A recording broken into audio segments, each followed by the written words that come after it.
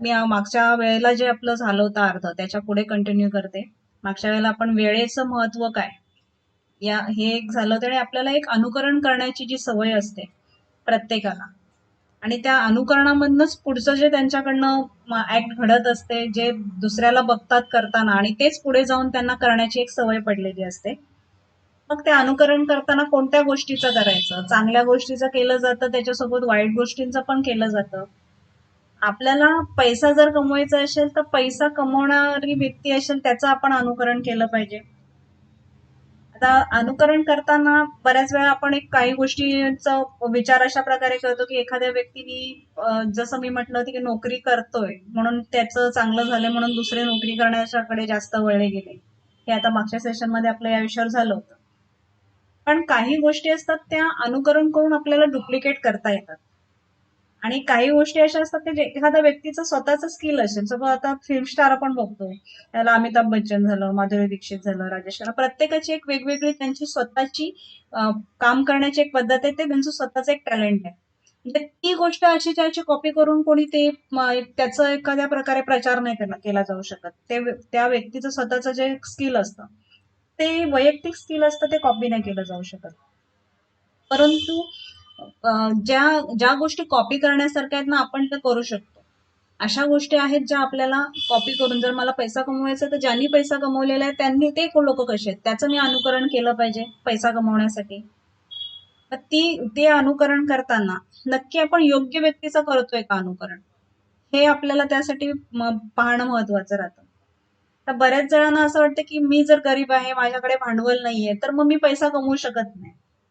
आत्ताच्या परिस्थितीत मला पैसा कमवायचा झाला तर एखाद्या मला लॉटरी लागली तर मला पैसा कमवता येईल, एक साधारण माइंडसेट राहतो हा अशा प्रकारचा, की मला पैसा कमवायचा असेल तर मला आता माझ्याकडे काही भांडवल नाहीये, मग मला उद्योगधंदा चालू नाही करता येणार, मग मी पैसा कसा कमवणार?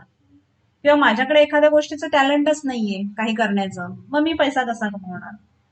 मग उरलं मार्ग काय, काय मला काय लॉटरी लागली, एक सहज बोललं जातं, मला काय लॉटरी लागली का पैसा कमवायला, मला तेवढी लॉटरी लागली तर मला पैसा कमवता येईल. म्हणजे ही एक मानसिकता राहते व्यक्तीची ते हे करण्याची, तर मला माझ्याकडे ह्या गोष्टी नाहीत म्हणजे मी कमवू शकत नाही. आणि खरा पैसा कमवायचा असेल तर मग मला माझ्याकडे वेगळं कुठलं टॅलेंट नसल्यामुळे मग मी आता काय करू शकतो, तर मला नोकरीच केली पाहिजे, दुसरं मला काही करता येणार नाही. आणि नोकरी पण मिळाली नाही तर मग काय करायचं? पण नोकऱ्या पण आत्ताच आपण कोरोनाची सिच्युएशन बघतोय की या परिस्थितीमध्ये हे पण पॉसिबल नाही की प्रत्येकाला नोकरी मिळणं, आहेत त्यांच्या नोकऱ्या गेलेल्या आहेत आताच्या सिच्युएशन मध्ये. त्यामुळे नवीन लोकांना नोकरी मिळणं हा एक चॅलेंजच असणार आहे. मग असं असं आपल्याकडे एखादं उत्पन्न पाहिजे की म्हणजे मी जे काय करतो ते एका सरळ रेषेत ते उत्पन्न वाढतं, अशा प्रकारचा प्लॅटफॉर्म न राहता एक मल्टिपल म्हणजे ते डबल होत गेलं पाहिजे त्या उत्पन्नाचं. मी जे काय करणार आहे त्याच्याने माझं उत्पन्न कमवण्याची क्षमता ही त्या पद्धतीने असली पाहिजे. जनरली काय होतं, सपोज आपण नोकरी करणाऱ्यांचं जर अनुकरण केलं तर काय होतं, ते त्यांचे आठवड्यातले सपोज 40 तास काम करतील, 40 वर्ष काम करतील आणि जेव्हा रिटायर होतात त्यावेळेला मग त्यांना काहीतरी एक आपल्याकडे एक पद्धत आहे रिटायर झालेल्या व्यक्तीला गिफ्ट करायचं. मग ते त्याला एखादं गिफ्ट त्या रकमेचं दिलं जातं. म्हणजे ही एक अशी त्याच याच्यामध्ये साचोटीमध्ये एक जी काय पूर्वीपासून आले पद्धत त्याप्रमाणे तिचंच अनुकरण केलं जातं. नोकरी करायची, नोकरी केल्यानंतर म्हणजे एक माइंडसेट राहतो, मी आता नोकरी करायची म्हणजे मला नोकरीत हे असंच करावं लागणार आहे, मी हे करायचं आहे. म्हणजे अशा प्रकारे जे सगळे करतात नोकरी करताना त्यांना जो त्रास होतो, ज्या काही गोष्टी रेग्युलर घडल्या जातात त्या तशाच असतात, म्हणजे त्या तशाच घडणार आहेत असं एक गृहीत धरलं जातं की ह्या अशा प्रकारेच घडणार आहे, याच्यापेक्षा वेगळं काय घडू शकत नाही. आणि म्हणून मला त्या पद्धतीनेच काम केलं पाहिजे, मी तसंच राहिलं पाहिजे, असं एक माइंडसेट राहतो व्यक्तीचा. परंतु आपण जर आपल्याला मी माझं स्वतःच स्किल वापरूनच जर काय करते किंवा माझं प्रोफेशन झालं की मी जर वकील आहे तर मी माझं स्वतःचं स्किल तिथे मी वापरणार आहे, मी माझं वेळ देणार आहे, जे काही टॅलेंट असेल ते मी तिथे माझं वापरणार आहे. परंतु काही कारणास्तव जर असं काय झालं, काही कुठला आजारपण किंवा काही गोष्टी झाल्या, तर माझ्या प्रोफेशन मधल्या काही जणांचं आहे, माझ्या फ्रेंड सर्कलमध्ये कोणाला पॅरालिसिसचा अटॅक आला, कोणाचा हार्ट अटॅकचा प्रॉब्लेम झाला, सडन डेथ झाली, अशा वेळेला त्यांच्या घरावर सिच्युएशन त्यांच्या जे काय आहेत त्यांच्यावर डिपेंड, ते पूर्ण घर अनाथ झाल्यासारखं होतं, इन्कम सोर्स त्यांच्याच मार्फत असेल तर. मग अशा वेळेला हे इन्कम कितपत, म्हणजे एक एक उदाहरण झालं तर आपण पेंटरचं घेऊया, किंवा तो पेंटिंग करण्याचं काम करतोय, तर त्याला एक हे दिलं असतं, तो किती वेळ काम करतोय त्याप्रमाणे त्याचं इन्कम ठरलेलं आहे. एवढ्या वेळात एवढे तास काम केले तर त्याला एवढे मिळणार. एका तासाची एक ठराविक रक्कम आहे, त्यांनी जेवढे तास जास्त काम केलं तेवढे तासाचं त्याला इन्कम जास्त मिळणार.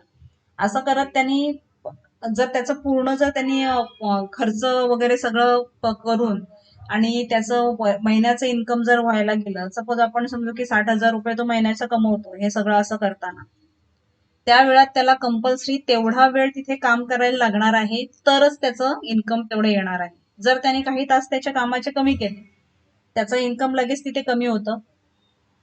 आणि ह्या याच्यामध्ये जेवढे जास्तीत जास्त काम अशा व्यक्ती जे करतात, त्यांचं कंपल्सरी त्यांचा वेळ देणार त्याच्यावरच पैसा डिपेंड आहे. त्यांचं काय होतं, जेवढी जास्तीत जास्त वेळ ते काम करतात तेवढ्या वेळेत मग त्यांचं थकलं जातो, व्यक्ती थकली पण जाते. आल्यानंतर घरी काय म्हणणार, मला आता आराम करायचा आहे. म्हणजे एक दिवस जर सुट्टीचा दिवस आहे, आपण म्हणून आपल्याकडे रविवारी सुट्टी असते, तर सुट्टीचा दिवस आहे, तर त्या दिवशी पण त्याला आपल्या फॅमिलीला वेळ द्यायला कितपत देऊ शकतो तो. तर त्याला वाटतं मी एवढे दिवस आता काम केलेलं आहे, तर एक दिवस रिलॅक्स तर मला जरा आराम केला पाहिजे, असा असा विचार ती व्यक्ती करते की त्या पूर्ण फॅमिलीला वेळ देण्याची त्याची मानसिकता राहते. हा पण एक पुढचा वादाचा प्रश्न राहतो. त्यानंतर जे काय तो कमवणार आहे, त्याला ते कमवताना त्याचा वेळेवर अवलंबून असणारं त्याचं इन्कम असल्यामुळे त्याला जेव्हा केव्हा वेळ मिळेल त्या वेळेमध्ये त्याला एन्जॉयमेंट काय करता येते, कारण त्याला आराम करायचा आहे. मी म्हटलं जसं का रविवारी त्याला जर एक दिवस तो सुट्टी घेत असेल, तर म्हणजे मी आता आराम करतोय, म्हणजे तो काम करणार आहे, नाही तर एक दिवस सुट्टी आली तर आराम करणार आहे, पण त्या व्यक्तींना त्याला फॅमिलीला वेळ द्यायला मिळणार की स्वतःची एन्जॉयमेंट काय करायची असेल, का मला त्याला कुठे फिरायला जायला आवडतं, काय हॉबीज असतील त्या करायच्या असतील, पण हे करायला जरी त्याला इच्छा असली तरी त्याला थकवा आल्यामुळे त्याला आराम करणं कंपल्सरी होणार आहे, म्हणजे हे पण तो करू शकत नाही. म्हणजे काय होतं, इनडायरेक्टली तो अशा प्रकारे बांधला गेलेला, म्हणजे मी कुठे नोकरी जरी नाही करत तरी माझ्या कामाच्या याच्यामुळे मी असं बांधलेले असते का मी, माझं फ्रीडम तिथे राहत नाही, मला माझं काम करण्याचं, मला जे करायचंय ते करण्याचं फ्रीडम माझं तिथे राहत नाही. आणि अशा वेळेला त्या व्यक्तीचं इन्कम, म्हणजे काही केलं तरी एखाद्या याच्यामध्ये कैद असल्यासारखं राहतं त्याचं इन्कमचं, कारण इन्कम तो काम करेल तेव्हा पैसा मिळेल, तो पैसा त्याचा पुन्हा याच्यामध्ये खर्च होणार आहे, फॅमिलीला जो काही खर्च येईल त्याच्यात खर्च होणार आहे, आणि खर्च झाल्यावर पैसा संपला म्हणजे परत त्यांनी कंपल्सरी कामाला जायचंय पैसा मिळवण्यासाठी. हे तो काम करेल, वेळ देईल, तेव्हा पैसा येईल, म्हणजे हे चक्र जे आहे असंच चालू राहतं. त्यामुळे ही जी सिच्युएशन आहे याच्यामध्ये कोणताच काहीच बदल होणार नाही, ना त्याला फॅमिलीला वेळ द्यायला मिळत, स्वतःसाठी जे काही एन्जॉयमेंट करायची असेल ती करता येत नाही, आणि त्याला कंपल्सरी काम करायचंय पैसा मिळवण्यासाठी म्हणून त्याला बाहेर जायचंच आहे. ह्या हे वर्तुळ जे आहे, पैसा आणि वेळ, हे असं असं फिरत राहतं सतत. त्याचा याच्यापर्यंत त्याला जोपर्यंत काम करण्याची त्याची कुवत असेल तोपर्यंत तो काम करत राहणार नाही, हे वर्तुळ असंच फिरत राहणार तोपर्यंत. पण जसं मी म्हटलं की काही कारणास्तव दुर्दैवाने असं म्हटलं आपण, ते जे यांचं असं वैयक्तिक इन्कम, वैयक्तिक काम करणार त्याच्यावर ज्यांचं इन्कम अवलंबून आहे, त्यांच्या बाबतीत जर आपण विचार केला की डॉक्टर झाले, वकील झाले, किंवा हे यांचे स्वतःचे असे जे काही व्यवसाय आहेत, स्वतः म्हणजे मी आता हे पेंटरचं उदाहरण दिलं, असे ज्यांचे स्वतःचे काम करतील त्याच्यावर अवलंबून असणारे व्यवसाय झाले, कारपेंटर झाला, की ते काम करणार त्या वेळातच त्यांचं जर इन्कम आहे, तर दुर्दैवाने जर काही आजारपण आलं, अपघात झाला किंवा काही कारणामुळे त्यांचं हे काम करणं जर थांबलं, म्हणजे कम्प्लीट स्टॉप होतं त्यांचं इन्कम. त्यामुळे आपल्याला आपलं घर चालवणं किंवा ह्या गोष्टीसाठी आपलं इन्कम सोर्स असा नकोय की मी काही काम केलं तरच त्याच्यावरच माझं इन्कम राहायला पाहिजे, म्हणजे वेगळा असा काहीतरी माझा मार्ग कंपल्सरी माझ्याकडे असायला पाहिजे. फक्त वेळेसाठी पैसा, मी वेळ देणार तरच पैसा, असं असेल तर मला कंपल्सरी लाईफ टाईम पैशासाठी काम करावंच लागणार आहे. ती सिच्युएशन उलटी झाली तर मला पैशासाठी काम करण्याची गरज नाही पडली तर मग अशा प्रकारचा काहीतरी मार्ग आहे का? मग तो असेल तर जे जे अशा प्रकारे इन्कम घेत असतील तर ते त्यांचा वेळ पैशासाठी खर्च न करता पैसा त्यांच्यासाठी काम करेल, अशी सिच्युएशन उलट करूया आपण. हे आता मी म्हटलं पैशासाठी वेळ आहे, तुम्ही वेळ द्याल तरच पैसा. पण असं काय झालं का मी असं माझं जर उत्पन्न असेल का मी जे काय करणार आहे ते माझं उत्पन्न माझ्यासाठी पैसा काम करेल अशा प्रकारचं उत्पन्न मला जर आलं तर म्हणजे हे लिव्हरेज इन्कम म्हणता येईल याला, की तुम्ही अशा प्रकारे तुमचं अशा प्रकारची कुठली याची वेगवेगळे पण उदाहरण आहेत. आता हे आपलं व्यवसाय जो आला, आपण आता जे काही प्रोफेशन मध्ये आहे ते आपण म्हणू नेटवर्क मार्केटिंग आहे. याच्यामध्ये या प्रकारे येणार आहे. ही कॉन्सेप्ट कशा प्रकारे उदयाला आली किंवा याचा रिलेट तुम्ही इतर ज्यांच्याशी हे डिस्कस करणार, ज्या व्यक्तीला सांगणार त्या व्यक्तीचा काय व्यवसाय आहे त्याच्याशी रिलेट करताना किंवा त्याला तुम्ही त्यांच्याशी जेव्हा या विषयावर बोलणार नेटवर्क मार्केटिंगच्या याचं उत्पन्नाच्या बाबतीतलं तुमचं कशी सिच्युएशन असू शकते त्या व्यक्तीची. जसं मागच्या वेळेला मी नोकरी करणाऱ्यांच्या बाबतीत थोडंसं एक्सप्लेन केलं होतं. म्हणजे आपल्याला जे काही मिरर दाखवायचं असतं का मी स्वतः आरसा आहे आणि तू बघ याच्यामध्ये तू कुठे आहेस. अशा पद्धतीने आपण त्याला जेव्हा हे समोरच्या व्यक्तीला प्रॉस्पेक्टला जेव्हा आपण हे आपल्याला जेव्हा पटवून द्यायचंय त्यावेळेला इनडायरेक्टली आपण अशा प्रकारे त्याला वेगळी उदाहरणं देऊन ना या गोष्टीबद्दल त्याला आपण समजून सांगू शकतो.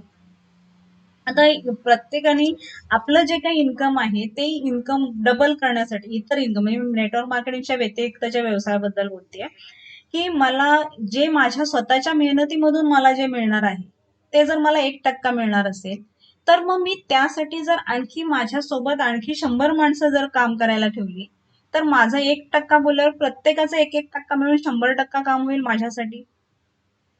म्हणजे जे आपण मोठे मोठे बिझनेसमॅन बघतो ते काय करतात त्यांचा वेळ इतरांना त्यांच्याकडे कामाला ठेवूनच मल्टिप्लाय करतात ना, की ते त्यांना एवढा ते काय एक व्यक्ती लाख तास काम करू शकत नाही. मग ती तेवढी माणसं कामाला ठेवते आणि तेवढ्या माणसांकडनं काम करून घेते म्हणजे तेवढे वेळ तेवढ्या व्यक्तींचा ते विकत घेते. त्यांना जे काही त्याला उत्पन्नात्मक काही द्यावं लागतं नोकरीचे सॅलरी दिली जाते तशी. पण ती सॅलरी जेव्हा त्या व्यक्तीला दिली जाते त्याच्यातनं वरचं जे काही इन्कम आहे त्या व्यक्तीला जास्तच मिळतं ना. मी एकटं जर ते करत राहिलं असतं जे बिझनेसमॅन आहे ते एकटे करत राहिले असतं तर किती मल्टिप्लाय झालं असतं ते. आणि म्हणून आपण जे करतो त्याचं आपल्याला ज्ञान घेण्याची म्हणजे त्याच्याबद्दलचं नॉलेज घेण्याची पण आपल्याला आवश्यकता असते. मी काय करायला घेतलंय, चला मी एखाद्या कुठलाही व्यवसाय करायचं ठरवलं. आपण आता नेटवर्क मार्केटिंगच्या बद्दलचं काही जणांना असं होतं की याच्यामध्ये काय काय एवढं कठीण आहे, कोणाला सांगायचंय आणि जॉईन करून घ्यायचंय असं वाटतं. त्यामुळे बऱ्याच जणांच्या बाबतीत असं घडतं की आपण इकडे त्यांना जॉईनिंग केली की ते लगेच त्याला सांगायला जातात. इकडे सांगताना त्यांच्याकडनं प्रॉपरली सांगितलं जात नाही, त्यांना निगेटिव्ह आन्सर येतात, त्यांना वाटतं मला हे आता जमणारच नाही. ही मानसिकता त्याच्यामुळे येते. त्यामुळे प्रत्येक गोष्टीचं ज्ञान तर घेणं आवश्यक आहे. आपण जे काय करतो ते प्रोफेशन वाईज जे जे करत असेल, नोकरी करणारी व्यक्ती असेल त्यांनी जे शिक्षण घेऊन ज्या प्रकारची नोकरी असेल त्याचं नॉलेज त्या पद्धतीचंच असणार आहे. इव्हन आपण म्हणतो की मेडिकल कॉलेजमधनं जेव्हा मुलं बाहेर येतात ती डायरेक्ट तिथं त्यांना ऑपरेशन करायला बॉडी हातात दिली जाते का, ते व्यक्तीचं हे केलं जातं का, डायरेक्ट पेशंटला जाऊन ते ऑपरेशन करणार का, त्यांना जाऊन पुन्हा ट्रेनिंग घ्यायचं आहे ना ऍक्च्युली प्रॅक्टिकली कसं करायचं आहे. प्रत्येकाला ह्या ज्या क्षेत्रामध्ये ते गेलं त्याचं त्यांना स्पेसिफिकली नॉलेज घेऊन त्याची प्रॅक्टिस काय आहे ते शिकणं आवश्यकच पडतं. तसं नेटवर्क मार्केटिंगच्या बाबतीत पण आपल्याला शिकणं आवश्यक आहे. मी याच्याबद्दल एक गोष्ट पण सांगेन तुम्हाला. एक गोसावी असतो तो बरेच दिवस तो गुहेमध्ये बसून त्याचं तपश्चर्या करत असतो, बरेच दिवस गुहेमध्ये राहत असतो त्यांनी बाकी पण त्यांनी त्याच्या ह्याच्यातनं जे काय काम करेल त्यातलं त्याचा नफा कमवून म्हणा किंवा त्यांनी एक असं ठरवलं नंतर बऱ्याच दिवसांनी की मी आता बरेच दिवस झालं मी गुहेत राहतो पण मला आता एक लाकडाचं चांगलं सुंदर घर बांधायचंय, मी आता घरामध्ये राहायला सुरुवात करेन. बरेच दिवस तो गुहेमध्येच राहतो आणि लाकडाचं घर बांधण्यासाठी त्याला करवतीची गरज पडणार असते. म्हणून तो काय करतो, गुहेतून बाहेर पडून सरळ एका हार्डवेअरच्या दुकानात जातो आणि त्याला सांगतो मला उत्तम अशी करवत पाहिजे. तर मी आताच गुहेतून बाहेर आलेलं आहे पण मला चांगलं घर बांधायचं आहे आणि खूप चांगली मला करवत पाहिजे जिच्याने मला माझं काम जे आहे ते फास्ट झालं पाहिजे. आणि तू काय पैशाची काळजी करू नको, तू मला चांगल्या क्वालिटीची मला एक करवत दे, तर त्याची जी काही किंमत असेल ती मी द्यायला तयार आहे. म्हणून त्या दुकानदाराने जाऊन एक छानशी करवत आणून त्याला हातामध्ये दिली आणि सांगितले एवढं, ही सगळ्यात उत्तम प्रकारची बाजारात आलेली ही सगळ्यात चांगल्या प्रतीची अशी करवत आहे आणि तुम्ही जसं म्हणजे लोण्यावरून जशी सुरी फिरवावी ना तशी ही करवत झाडं कापून काढेल, एवढी चांगल्या क्वालिटीची करवत आहे. आणि तुमचं एक महिन्याचं काम असेल ना, ते तुम्ही एका दिवसात करू शकता या करवतीने, असं त्या दुकानदाराने त्याला सांगितलं. आणि जर तुमचं काम, जर ही करवत तेवढी चांगली नसेल ना, तर मी तुम्हाला एक गॅरंटी देतो, ही जर करवत चांगली नसेल तर मी माझ्या पगारातून तुमचे जे काही पैसे आहेत ना ते परत देईन तुम्हाला करवतीचे. एवढं त्या दुकानदाराने त्या गोसाव्याला गॅरंटी दिली आणि ती करवत त्याच्याकडे दिली. तो गोसावी करवत घेऊन आनंदाने निघून गेला आणि परत महिनाभराने तो त्या विक्रेत्याच्या दुकानाकडे आला आणि जेवढ्या जोराने भांडायला त्याने सुरुवात केली त्याच्या बरोबर, का तू मला वचन दिलं होतं त्याप्रमाणे ही तुझी करवत परत घे आणि मला पैसे दे. त्या गोसाव्याकडे बघून तो विक्रेता पण एकदम हे झाला, घाबरला, काय झालं काय याला एवढं एकदम असं, म्हणजे त्या माणसाची असं त्याच्याकडे बघून वाटत होते, त्या गोसाव्याकडे बघून, की हा बरेच दिवस झोपलेला दिसत नाही, त्याचे कपडे पण एकदम कसे तरी दुखात हे झाल्यासारखे झालेले, रक्त वगैरे हाताने, हात वगैरे एकदम याच्यासारखे झालेले त्याचे, खराब झालेले, बरबटलेला घामानी असा एकदम, असं वाटतं ना खूप थकून ना त्याची पुरी वाट लागली त्या माणसाच्या, अशा प्रकारचा तो माणूस, तो गोसावी दिसत होता. आणि त्याच्याकडे बघून बघ की त्याला, मग त्या विक्रेत्याला पण भीती वाटली, अरे बघ काय झालं होतं, तुमची एवढी एवढी अवस्था अशी भयंकर का दिसते. त्याने पण एकदम घाबरून विचारलं त्याच्याकडे बघून, अरे तू एक महिन्यापूर्वी बघितलं चांगला होता, तू एकदम अशी काय अवस्था झाली तुझी. आणि त्या गोसाव्याला एवढा त्याचा याचा राग आला, त्यांनी ती करवत अशी त्याच्या याच्यावर आपटली, ही कसली घाणेरडी करवत ती तू मला विकलीस, आणि तू म्हणत होता ना एका महिन्याचं काम एक दिवसात करेल. एक महिना तर सोडून दे म्हणतो, एका दिवसाचं काम करायला एक महिना लागला ह्या करवतीला. ही अशी घाणेरडी करवत तू मला दिली, ही करवत तू परत घे आणि माझे पैसे मला परत दे. आता तो पण घाबरून म्हणाला, हो नक्कीच, पण बोलतो मी एवढी खूप चांगल्या प्रकारची क्वालिटीची करवत मी दिली होती तुम्हाला, हे असं होऊ शकत नाही, मी जरा ती करवत बघू का, काय झाले, मला नक्की काय झाले ते जरा गडबड बघायची म्हणतो त्या करवतीला. म्हणून त्याने ती करवत घेतली आणि तिची दोरी कावळे केल्यावर अशा कांठळ्या बसण्याचा बर्रकन आवाज आला, त्याने ती दोरी खेचल्याबरोबर. आणि तो गोसावी असं घाबरून अशी त्याने मागे उडी मारली, तर त्याला असं हे पटकन हा आवाज कसला आला, असा घाबरून कसला आवाज आला हा, एकदम असा घाबरून तो फटकन मागे सरकला. म्हणजे झालं होतं असं, की ती करवत त्यांनी चांगल्या क्वालिटीची खूप उत्तम प्रतीची घेतली होती, की तिचं महिन्याचं काम एका दिवसात होऊ शकेल एवढी त्या करवतीमध्ये कपॅसिटी होती. पण ती करवत चालवायची कशी हे त्या गोसाव्याला माहितीच नव्हतं. ती घेतली त्याच्याकडनं करवत, ना तशीच तो गेला तिकडे चालवायला. पण ती त्याची जी ती करवत चालवण्याची जी विशिष्ट पद्धत होती तशा प्रकारे करायची, हे तो शिकलाच नाही. असं काम करते, पण ती करवतीचं काही वैशिष्ट्य आहे स्पेसिफिकली, म्हणून ते असं महिन्याचं काम एक दिवसात तिच्याने होऊ शकतं, झाडं पटापट कापू शकते. ती कापण्याची जी काही तिची ती करवत कशी चालवायची याच्याबद्दलचं जे ज्ञान होतं ते त्याने घेतलंच नाही. आणि त्याला व्यवस्थित माहितीच नव्हतं, म्हणून तो करवत घेऊन गेला आणि तो आपल्या नेहमीच्या प्रमाणे तिचं काय त्याच्या पद्धतीने तिचा वापर करत असेल, त्याच्यामुळे त्याचं काही झाडं कापून झाली नाही त्याच्यामुळे. आणि त्याचा दोष त्यांनी त्या विक्रेत्याला द्यायला आला होता, की तू मला चुकीची आणि खराब प्रकारे हे दिली होती. म्हणजे आपण म्हणतो की आपण ह्या इंडस्ट्रीमध्ये जेव्हा नेटवर्क मार्केटिंग मध्ये येतात लोक, आता आपण बघितलं आपलं ॲटोमीचा इन्कम प्लॅन किती चांगला आहे. आता ह्या याच्यामध्ये इन्कम आपण करोडोमध्ये घेऊ शकतो. हे म्हणजे एक चांगल्या प्रकारची आपल्या हातात ही अशा प्रकारची करवत आलेली आहे. तर तुम्हाला किती इन्कम घ्यायचंय ते तुम्ही तुमच्या कामावर डिपेंड असणार आहे. तुम्ही कशा प्रकारे काम करता, किती शिकताय, आणि ते तुम्ही चांगल्या प्रकारे शिकलात तर तुमचं तेवढ्या लेवलचं तुमचं इथे इन्कम होऊ शकतं आरामात. पण ते कसं करायचंय हे जर तुम्ही नाही शिकलात, तुमचं जे काय स्वतःचं ज्ञान असेल त्याप्रमाणे जर एखादी व्यक्ती ते करायला गेली तर निश्चित त्याला तिथे अपयश येईल आणि मग तो काय म्हणेल ही इंडस्ट्री खराब आहे.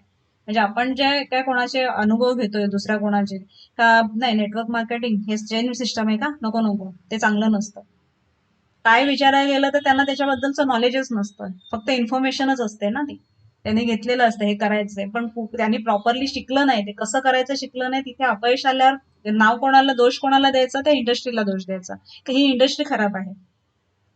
त्यामुळे आपण जे काय करतो ते आपल्याला तिथनं शिकण्याची आवश्यकता असते. आपल्याला जर कमी मेहनत वापरून आपलं ज्ञानाचं, प्रत्येकाकडे एक स्वतःचं स्किल असतं, जे काय ते करत असतील त्याचं स्किल वापरून त्यांनी जे काय आपल्याला अपयश का आलेलं आहे त्याचं कारण शोधलं आणि त्याच्यासाठी ते ज्या गोष्टीमुळे आपल्याला अपयश आलेलं आहे ते शिकून काय ओके हे माझं चुकलं होतं म्हणून मला अपयश आलं तर मी ते शिकून ते मी रेक्टिफाय करतो आणि मी पुन्हा ते करण्याचा प्रयत्न करतो. ही मानसिकता ठेवून आणि जे आपण करतोय काम ते करताना मी माझ्या कामाच्या जे माझं स्वतःच स्किल वापरून जे काम करतोय ते कामाच्या ह्याच्यात मी जर क्षमता वाढवली त्याची तर मी इन्कम जास्त घेऊ शकतो. आपण आता बघतो आपल्या पैशामध्ये आपल्या टीम मध्ये किंवा आपल्या मार्फत जे कोणी वेगवेगळ्या व्यक्ती इकडे जॉईन होत असतात आणि त्या व्यक्तीच्या बाबतीत आपण जर पाहिलं प्रत्येकाने एक स्वतःच स्किल असतं ज्याचं त्याचं प्रत्येकाचं वेगळं हिडन स्किल प्रत्येकाचं वेगळं असणार आहे. ते फक्त त्यांनी काय स्किल आहे ते आपलं ओळखायचं आहे आणि प्रत्येकाने आपापल्या स्किल प्रमाणे इथे जर काम केलं तर प्रत्येकाच्या स्किलचा वापर होऊन सगळ्यांचं एक टीम वर्क तयार होतं. प्रत्येकाच्या कामाचं जे काही प्रत्येकाचं जे जे स्किल असेल त्यांनी ते स्किल वापरलं ते हा मी या पद्धतीने केलं तर हे चांगलं होऊ शकतं. तो म्हणेल अरे आणखी आपण ऍडिशनल असं पण करूया.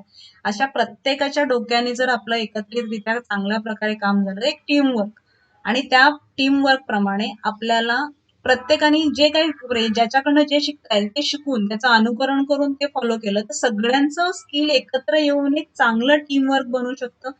ही एक मेन नेटवर्क मार्केटिंगच्या बाबतीत जर बघायला गेलं तर कोणाही प्रत्येकाने स्वतःला प्रत्येक कामाचं मी म्हणे मला हे येतं म्हणजे मी याच्यात खूप चांगलं आहे असं न करता मला जे येतं ते दुसऱ्याला कोणाला आणखी येतं ते त्याचं ज्याच्याकडे जो चांगला पॉइंट आहे ज्याच्याकडे जो चांगला गुण आहे तो सगळ्यांनी एकत्रितरित्या घेऊन त्याच्या एकत्रितपणामधनं आपल्याला एक चांगलं जर काम करायचं म्हटलं तर टीम वर्कनी एक चांगल्या प्रकारे आपण टीम ग्रो करू शकतो. आपण प्रत्येकाचं म्हणतो याचं हे स्किल आहे त्याच्या बाबतीत ती व्यक्ती ते चांगलं मार्गदर्शन करू शकेल याच्यामध्ये हे स्किल आहे ते चांगलं करू शकेल म्हणजे प्रत्येकाच्या नॉलेजचा प्रत्येकाला फायदा घेऊन आपण आपलं टीम वर्क करून या इंडस्ट्रीमध्ये काम करतो. आता आपल्याला जे काय काम करायचं असतं ते काम करताना आपण 100% आपलंच एकाच स्किल न वापरता सगळ्यांचे स्किल म्हणजे एकाच्या जागेवर दोन जर गोष्टींचं जरी एकत्रितरित्या केल्या गेल्या तरी ते स्किल कशा प्रकारे वाढू शकतं हे त्याचं उदाहरण मी वेगळ्या भाषेमध्ये असं देईन वेगळ्या ह्याच्याने उदाहरण देऊन की जेव्हा एक याच्यामध्ये कोको कोला आपल्याला माहिती कोल्ड्रिंक म्हणून खूप जण वापरतात कोल्ड्रिंकचा खूप हा उपयोग केला जातो. आपण आत्ताच्या पोझिशनला बघतो कोको कोला सगळीकडे कुठे पण आपण कोल्ड्रिंकच्या दुकानात गेला तर आपल्याला मिळतं. पण जेव्हा पहिल्यांदा कोको कोला जेव्हा पहिल्यांदा तयार केला गेला एक कार्बनयुक्त सोडा म्हणून तो सेल होताना ज्याने तो बनवला त्याचे स्वतःच त्यांनी त्याचं पेटंट घेतलं. पण तो काय करायचा एक ग्लासमध्ये ओतून तुम्ही त्याच्याकडे घ्यायला गेला तुम्हाला ती ग्लासमध्ये दिला जाणार तुम्ही तिथे पिणार आणि निघणार. त्याने जिथे जिथे काही ठिकाणी शॉप ओपन केले त्याचे पण त्याचा तेवढा मोठ्या प्रमाणात त्याचा प्रचार होत नव्हता. मग म्हणतो हे याच्या वाढ होण्यासाठी त्याच्याकडे स्वतःच चांगलं स्किल आहे ज्यालाही लोकांनी खूप मागणी केली त्यांना एक कोल्ड्रिंक म्हणून ते आवडायला लागलं कोको कोला. पण प्रत्येक वेळेला मी त्या दुकानामध्ये जाईल घ्यायला प्यायला जाईल तेव्हाच मी ते पिऊ शकते ही सिच्युएशन होती. त्याचा एक मित्र म्हणाला मी तुला एक याच्यावर चांगल्या प्रकारे उपाय हे सांगू शकतो का तुला हे जे काय करतोयस ना कमी म्हणजे तुझं टॅलेंट वापरून तू ते याचं बिझनेस तुझा चांगल्या प्रकारे ग्रो करू शकतो. एक छोटीशी त्याच्यासाठी तुला एक गोष्ट करावी लागेल. तर ठीक आहे त्याने मित्राला सांगितलं मला तू त्याच्यासाठी काय करायचंय सांग मी तुला त्याचं काय तू जे काय मला चांगलं स्किल सांगणार आहेस त्याचा मोबदला मी तुला द्यायला तयार आहे. मला मला सांग की मी आणखी कशा प्रकारे करायला पाहिजे. त्यांनी त्या मित्राचं टॅलेंट घेतलं. त्यांनी काय सांगितलं त्याला मग बाटलीमध्ये बंद कर. तुझं जे कोल्ड्रिंक आहे ते बॉटलमध्ये बंद कर. एक साधी गोष्ट होती पटकन पण ती त्याला सुचली नव्हती. त्याला एवढं कोको कोला बनवून त्यांना सगळ्या लोकांना आवडेल असं ते कोल्ड्रिंक तो बनवू शकला होता. पण एक ते जास्त सेल होण्यासाठी ते बॉटलमध्ये बंद करण्याचं तो छोटी गोष्ट होती पण ती त्याच्या डोक्यात आली नाही. ती त्याला कोणी सांगितली मित्राने सांगितली. मित्राने सांगितल्यानंतर जेव्हा त्याने बॉटलमध्ये बंद केल्यामुळे काय झालं त्याच्यामुळे लोक चला हे बॉटलमध्ये ना आपल्या घरी नेऊन ठेवा पाहिजे तेव्हा घ्या मग कुठेही ट्रान्सपोर्टमध्ये नेऊन दुसरे लांब ठिकाणी पण घेऊन जाऊ शकतो. अशा याच्यातनं ते कोको कोलाचा सेल वाढत गेला. त्यामुळे त्याचा बिझनेस चांगल्या पटीने वाढला. म्हणजे एखादी गोष्ट आपल्याला आपला बिझनेस ग्रो करण्यासाठी जेव्हा वेगवेगळ्या व्यक्तींचं चांगलं स्किल असेल तर आपल्याला ते घेण्याची जी गरज आहे ना की कोणाला मलाच काही येतं जास्त असं मी न म्हणता, ज्याला जे चांगल्या गोष्टी आहेत, ज्याच्याकडे जे नॉलेज आहे ते घेऊन आपल्याला हे आपलं बिझनेस ग्रो करायचं आहे. आणि हे करताना एक आपलं काम जे आहे ते हलकं करण्याचं आहे. म्हणजे काही जण मी जर असं ठरवलं नाही सगळं मीच करणार आहे. हे आपलं आता आपली जर नेटवर्क मार्केटिंगचा जर विचार करायचा झाला, नाही ह्या सगळ्या मीटिंग पण मीच घेणार, रोजचे ट्रेनिंग पण मीच घेणार, बाकी कोणाला काय सांगायचं असेल ते पण मीच सांगणार.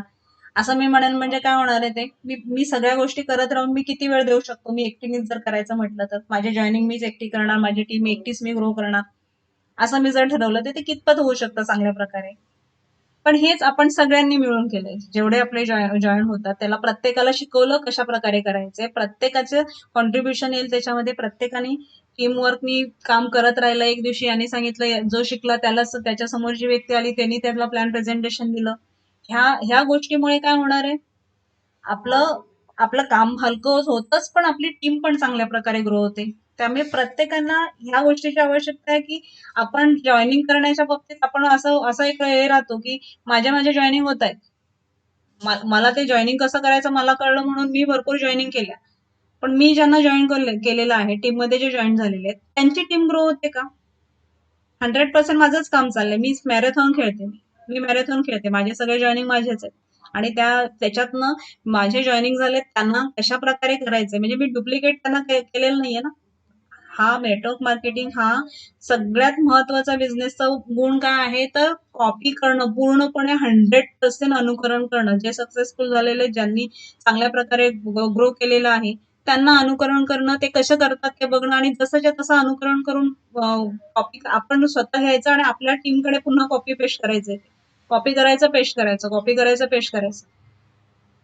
म्हणजे जे अनुकरणाचं उदाहरण मी जे लास्ट सेशन मध्ये दिलं होतं की आपण कोणत्या गोष्टीचं अनुकरण करतो ते महत्वाचं आहे. प्रत्येक गोष्ट म्हणजे मी एक याचं उदाहरण दिलं होतं की जुन्या घड्याळाचा टायमिंग तो माणूस लावायचा आणि तिकडे त्यांचं जे हॉर्न वाजायचं त्या अनुषंगाने हा दुकानदार त्याच्या घड्याळाचा टाइम सेट करायचा. म्हणजे हे चुकीचं अनुकरण दोघांकडनं होत होतं.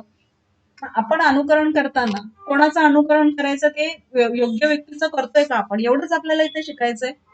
ज्याचं अनुकरण करायचं आहे त्या व्यक्तीचं अनुकरण करून त्याला 100% आपण कॉपी करून घ्यायचं आणि ते जसंच्या तसं 100% आपण आपल्या टीमकडे पास ऑन करायचंय.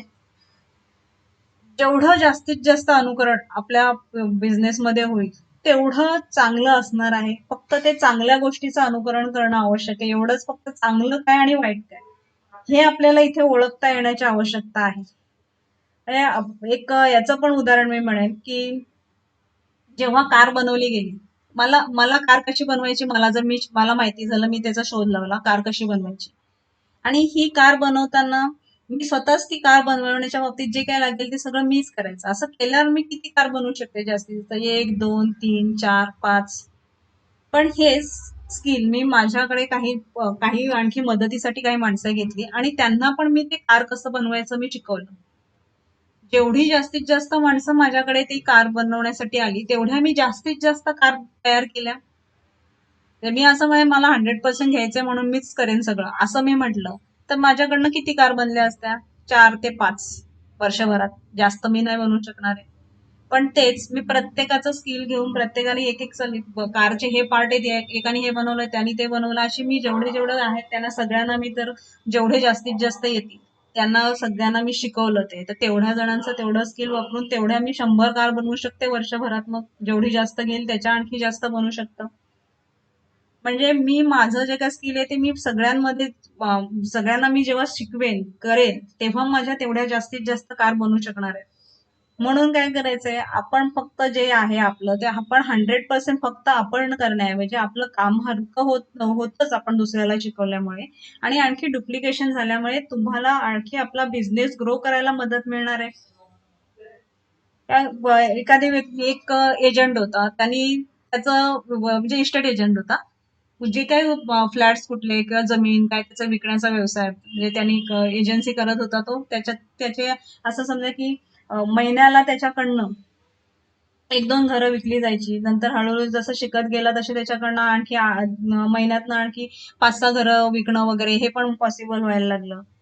पण ते एक तेवढ्या लिमिट पर्यंतच राहिलं. मग त्याच्या डोक्यात आलं तर मी हे किती दिवस असं करत राहणार आहे. त्यापेक्षा मी असं त्यांनी एक ऑफिस ओपन केलं आणि असे चांगले चांगले जे काही इस्टेट एजंट होते ते त्यांनी त्याच्याकडे तिथे ऑफिसमध्ये काम करण्यासाठी ठेवले. त्यामुळे काय झालं, महिन्याला त्याच्याकडनं 50 घरं विक्री व्हायला लागली. जसे जसे त्याचे वय वाढत गेले तसे तसे त्याचं विक्रीचं प्रमाण वाढलं. 50च्या जागेवर 100, 200, 300 वाढत वाढत असं त्याचं विक्रीचं प्रमाण वाढलं. जर त्यांनी एकट्यानेच काम करत राहिलं असतं तर त्याच्यातनं 1-2, 4-5 घरं विकल्यामुळे त्याला जो मोबदला येतो त्यापेक्षा एवढ्या जणांना कामाला ठेवून त्यांनी त्याच्यामध्ये वाटणी केली आणि मग त्याचं प्रॉफिट वाढवलं. म्हणजे जेव्हा जास्तीत जास्त लोक एकत्र येऊन ना काम करतात, मी 100% एकट्यानेच करण्याऐवजी, त्याचा तो बेनिफिट जास्त होतो. जास्त जणांमध्ये वाटलं जाऊन त्यांनी शिकवलं, त्यांना कसं करतात ते आणि त्या पद्धतीने जर काम केलं तर त्याचं मल्टिप्लाय होऊन ना आपलं स्किल वाढवून त्या आपलं बिझनेस ग्रो करण्यासाठी जास्त चांगला फायदा होतो. ही कॉन्सेप्ट इकडे नेटवर्क मार्केटिंग मध्ये आलेली आहे. अशा प्रकारे तुम्ही जास्त जणांना शिकवून तुम्ही इथे आपण काय करणार आहे, सेल होणार आहे आपल्या मार्फत, प्रोडक्ट आपल्या मार्फत सेल होणार आहे. जेवढं टीम जास्तीत जास्त वाढणार आहे, जेवढी ग्रोथ होणार आहे, मी एकटीने प्रोडक्ट्स विकायचे ठरवले तर मी किती माझ्या याच्यापर्यंत विकू शकते. पण तेच आपण आपल्या नेटवर्कमध्ये खूप जणांना जेव्हा जॉईन करतोय तेवढे जेवढ्या जेवढ्या ठिकाणी वेगवेगळं आपलं नेटवर्क वाढेल. पूर्ण भारतामध्ये म्हणा, महाराष्ट्र, भारत, वेगवेगळ्या देशांमध्ये जेवढा तुम्ही आपला नेटवर्क जेवढा वाढवणार आहे तेवढ्या जास्त प्रमाणामध्ये तुमचं सेल होणार आहे तुमच्या मार्फत आणि त्याचं प्रॉफिट तुम्हाला मिळणार आहे. ही एक इन शॉर्ट आपली नेटवर्क मार्केटिंगची कॉन्सेप्ट आहे. त्यामुळे आपला जो बिझनेस आहे तो पूर्णपणे कॉपी करण्याचा बिझनेस आहे. जे आहे ते आपलं शिकायचं आहे. जसं आपल्या सिनियर कडनं आपल्याला मिळतं माहिती ती आपण शिकायची आणि आपल्या टीमला पण ती पूर्ण पास ऑन करायची. 100% त्यांना पण शिकवायचे आणि कॉपी करायचे. पूर्ण कॉपी कट म्हणजे अनुकरण करण्याचा बिझनेस. तुम्ही चांगल्या व्यक्ती ठरवायचे मला कोणाला फॉलो करायचं. आपले सिनियर्स वेगवेगळे असतील, तुम्हाला वाटेल जी व्यक्ती मला चांगली वाटते त्याचं मी अनुकरण करतो, त्या व्यक्तीचं करा. कोणाचं ह्याच व्यक्तीचं करा वगैरे असं पण स्पेसिफाय नाही आपण करत. तुम्हाला ज्या व्यक्तीचं अनुकरण करायला तुम्हाला वाटतं ह्या व्यक्तीचं करणं मला मला आवडेल, तर हे शिकण्यासारखं आहे या व्यक्तीकडनं, त्या व्यक्तीला तुम्ही फॉलो करायचंय. पण आपण करताना पूर्ण 100% शिकून घेऊन आणि आपल्या टीमकडे पण कंपल्सरी ते पास ऑन करायचं आहे. फक्त आपल्याकडे शिकण्याचं काम न ठेवता टीमला पण पास ऑन करायचंय. पूर्ण शिकवायचं आहे त्यांना पण कशा प्रकारे करायचं. आता हे फ्रँचायझी बिझनेसचं म्हटलं आपण, एक फ्रँचायझी आणि नेटवर्क मार्केटिंग बोललं ना तर साधारणपणे हे करण्या म्हणजे बिझनेस वाढवण्याच्या दृष्टीने कॉन्सेप्ट ती साधारण प्रकारे सारखी आहे. दोन्हीचे हे भरपूर वेगवेगळे आहेत, नफे फायदे तोटे भरपूर वेगळे आहेत, पण एक ती जी कॉन्सेप्ट आहे ना ती सारख्या प्रकारची कॉन्सेप्ट आहे. जे फ्रँचायझी बिझनेसमध्ये तुम्ही जर बघितलं असेल तर तुम्ही जे फ्रँचायझी बिझनेस म्हणता जे आपण सीसीडी बघूया, स्टारबक्स बघा, पिझ्झा हट बघा, मॅकडोनाल्ड बघा, ह्या कुठल्याही तुम्ही अशा फ्रँचायझीच्या शॉपमध्ये जाल ना, तो शॉप कुठे पण असू दे, तुम्ही जिथे जिथे तुम्ही आता पूर्ण भारतात फिरा, जिथे जिथे कुठे ह्या प्रकारचे तुम्ही जर मॅकडोनाल्ड मध्ये जात असाल तर ज्या मॅकडोनाल्ड मध्ये तुम्ही आज ज्या सिटीमध्ये राहतात त्या सिटी मधल्या ना मॅकडोनाल्ड मध्ये तुम्ही जाऊन खा, किंवा त्याच्या व्यतिरिक्त तुम्ही बाहेर पण कुठे गेलात तिकडे जाऊन त्या मॅकडोनाल्ड मध्ये खा, तुम्हाला टेस्ट मध्ये फरक दिसेल का? जी त्यांची आहे ती जसंच्या तसं सेम टू सेम अनुकरण असतं. म्हणजे ते तुम्हाला टेस्ट मध्ये मी म्हणाल तर मी मी आता वडापाव खाल्ला तर ह्या दुकानातल्या वडापावची टेस्ट वेगळी, त्याच्याकडची टेस्ट वेगळी असं आपण म्हणतो ना.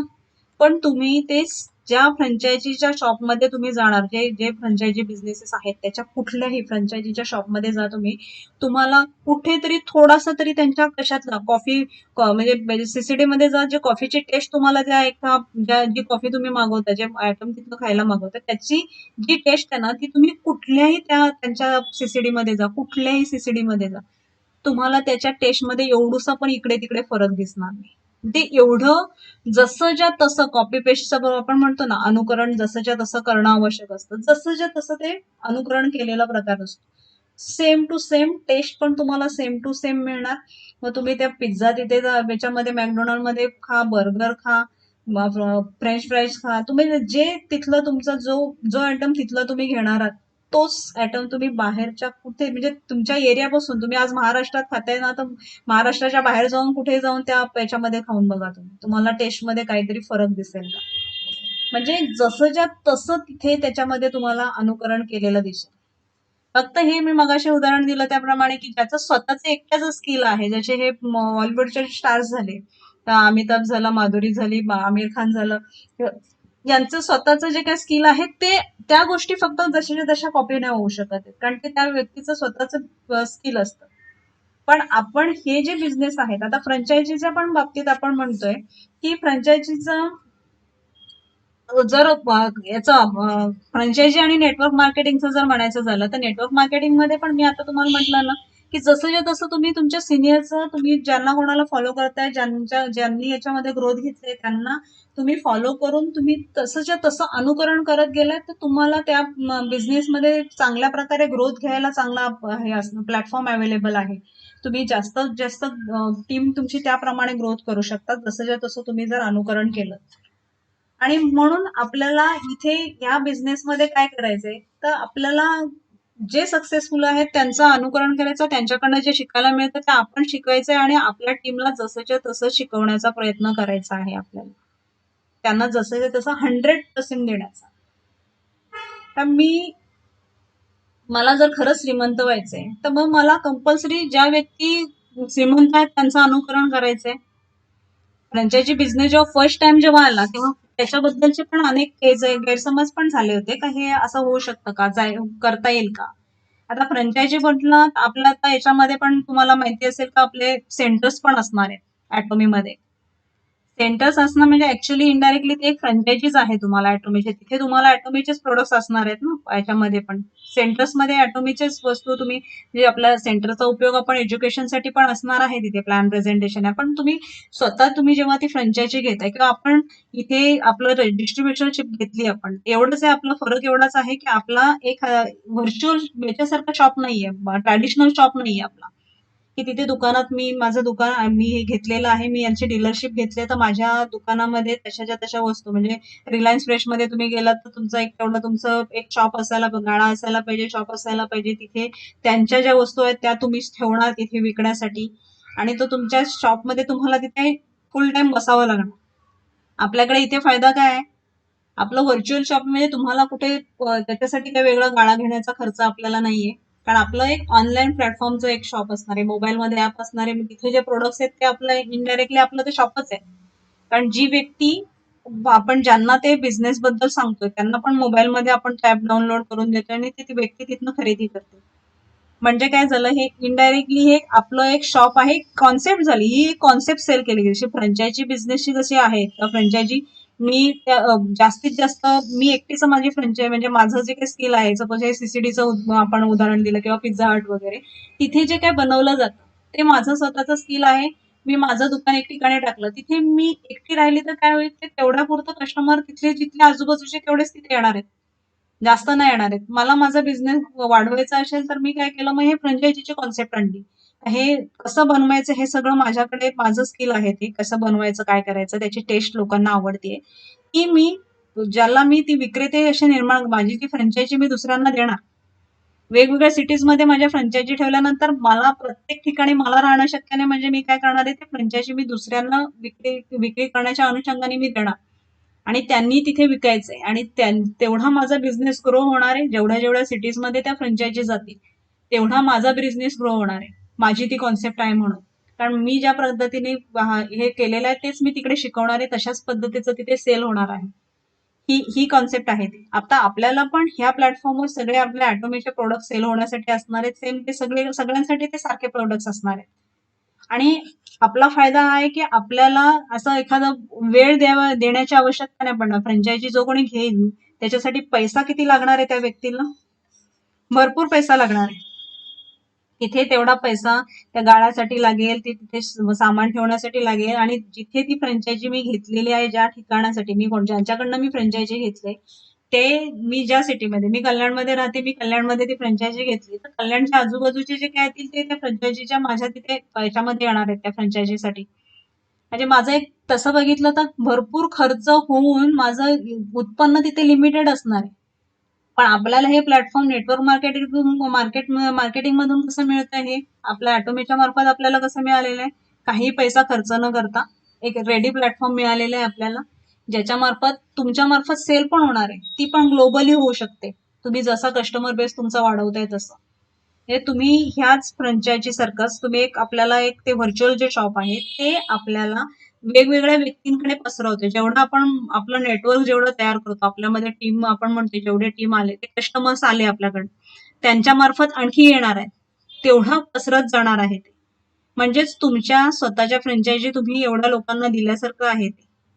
आणि आपल्याला जी फ्रँचायझी घेण्यासाठी खर्च येतो, ज्या काही गोष्टी तिथे आपल्याला फुल टाइम वेळ द्यावा लागतो, जोपर्यंत शॉप उघडं असेल तेव्हाच आपलं तिथे इन्कम चालू शकतं. हा प्रकार आपल्याला इथे ॲटोमीमध्ये नसणार आहे.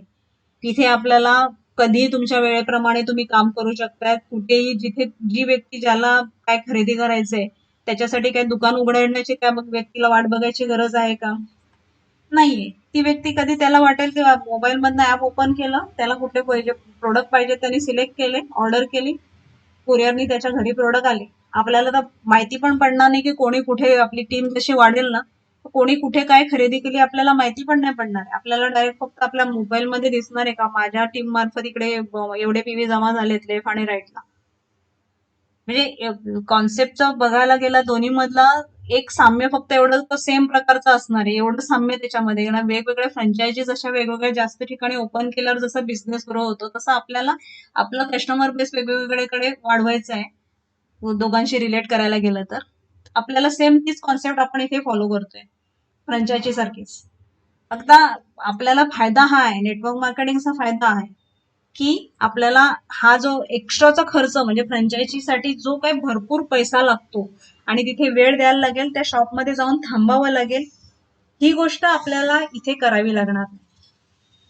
पूर्वीचे लोक काय करायचे, मला पैसा वाढवायचा आहे, डबल करायचा, तर एक त्यांनी जे काय काम करतात त्यातनं सेव्हिंग ठेवायची, ते याच्यामध्ये बँकेमध्ये जमा करायचे, एफडी करा किंवा काय, त्याच्यावरनं ते याचं व्याज, चक्रवाढ व्याज मिळतं आणि ते डबल डबल होत होत पैसे काही वर्षांनी एवढे वाढले तेवढे वाढले.